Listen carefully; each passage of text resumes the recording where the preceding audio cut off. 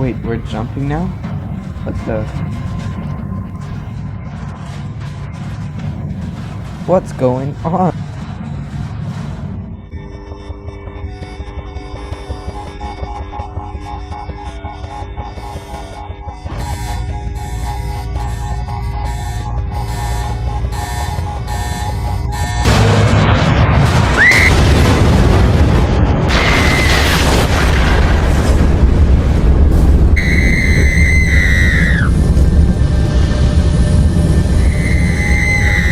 Hi there.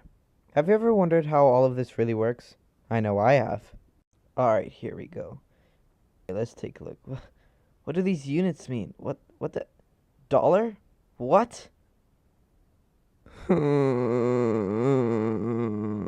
Well, to better my and your understanding, I have made this to illustrate how nuclear fuel is made, how nuclear reactors work, how nuclear waste is stored/reprocessed, why some misconceptions are wrong, mainly why such a tragic accident like this one should never happen again, and why we should do nuclear power in the Bahamas. So let's just get right into it. Well,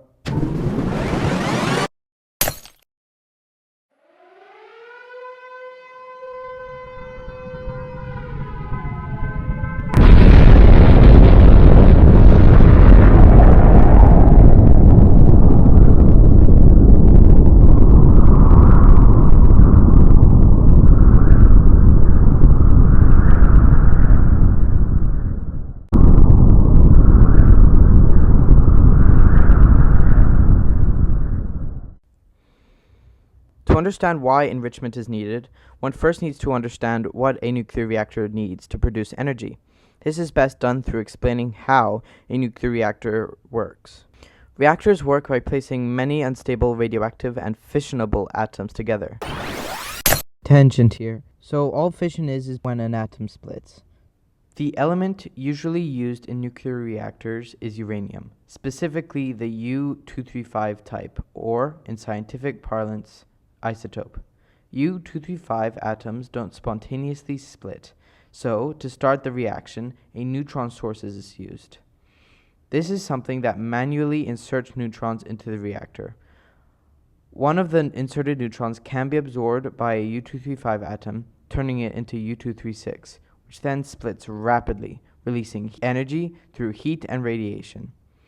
This process also produces usually 3 more neutrons, which continue to fission other U-235 atoms, creating a self-sustaining chain reaction. These reactions produce a lot of heat within the core of the reactor.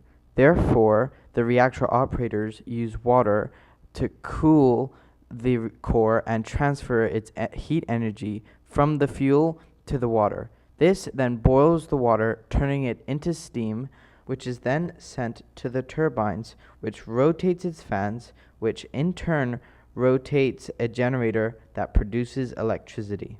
After spinning the turbine generator, the steam is then sent to condensers, which turn it back into liquid form.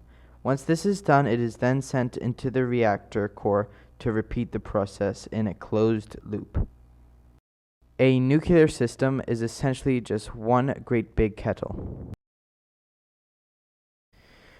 Have you ever seen the smokestacks at the Clifton Pier power station? This fossil-fueled plant frequently struggles with power cuts and requires load shedding during high demand. Meanwhile, the Bahamas advocates for global climate action to save our islands from rising seas and stronger storms. Yet, we still rely on these fossil fuels ourselves. How can we expect others to act when we haven't made the necessary changes ourselves? It is clear our power source must change. While renewables like solar and wind are options, nuclear power offers a safer, more effective, and reliable solution. Let me explain why. Modern nuclear power is safe mainly due to regulation and innovation. These 2 factors working together in nuclear systems are passive safety systems and containment structures, which protect against accidents.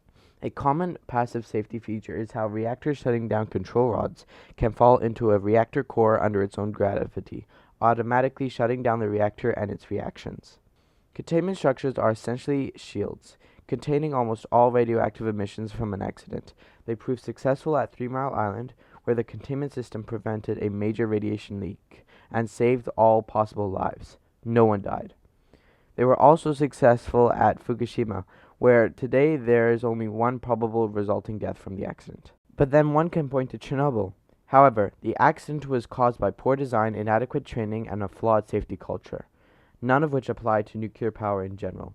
Nevertheless, the accident still cost around 4,000 lives, an awful sum indeed. However, renewable energy, which is often cited as risk-free, isn't. For example, the Bangkao Dam failure caused 26,000 to 200,000 deaths, yet hydropower is not widely desired to be abandoned. Nuclear power also combats air pollution, which kills over 4 million people annually. It is estimated that about 2 million lives have been saved thanks to nuclear power, displacing the air pollution. France, where 70% of electricity is nuclear, enjoys clean air and low energy costs. In other terms, nuclear energy has about 0.03 deaths per terawatt hour, the amount of energy to power 150,000 EU citizens, compared to coal's 24.6 deaths. It is a clear difference. The next thing that comes to mind is nuclear waste. It's true. The world has generated about 400,000 tons of nuclear waste. Solutions include 1. Storing waste underground. This is when nuclear waste is stored and securely isolated from the environment to prevent contamination for thousands of years. 2. Reprocessing in a nuclear reactor. This approach extracts fissile elements like plutonium from spent nuclear fuel and converts them back into new reactor fuel, significantly reducing the volume of high-level waste and making more reactor fuel. And lastly, 3. Burning it in advanced reactors to reduce radioactivity. Advanced reactors use neutron bombardment to transmute long-lived isotopes into shorter-lived ones, dramatically decreasing the time required for the waste to become safe. Unfortunately, the only option actually being used is long-term storage, as the other two require much more development to move out of the prototype stage. Finally, we come to why we should do nuclear power. Nuclear power is carbon-free throughout its life cycle, emitting just 6 tons of CO2 per gigawatt hour, compared to coal's 970 tons. In 2020, nuclear-reliant France emitted just 52 grams of CO2 per kilowatt hour, while fossil fuel Germany emitted 350 grams. And still, French energy is cheaper than the Germans. Nuclear power is also fuel efficient. A single nuclear fuel pellet, the size of your fingertip, generates as much energy as a ton of coal or 149 gallons of oil. Meaning, if we switch to nuclear, we won't have to ship our fuel on huge tanker ships. Nuclear power also operates at designed output 92.5% of the year, compared with solar, which does the same at 24.5% of the time. This makes it reliable and space efficient, ideal for densely populated areas such as New Providence. In conclusion, we can either continue relying on fossil fuels, which are expensive, unreliable, and harmful to the environment, or we can embrace nuclear energy, which is safe, reliable, and sustainable. I know nuclear energy seems scary because of myths and outdated information, but when you look at the facts, you'll see that modern nuclear power is one of the safest and cleanest energy sources in the world. The Bahamas deserves a future where our lights stay on, our air is clean, and our islands are protected from climate change. This will not only be good for all of us, but for the infinite generations after us. Thank you for listening to my personal project. Please return to the start for questions and share your feedback via a short survey.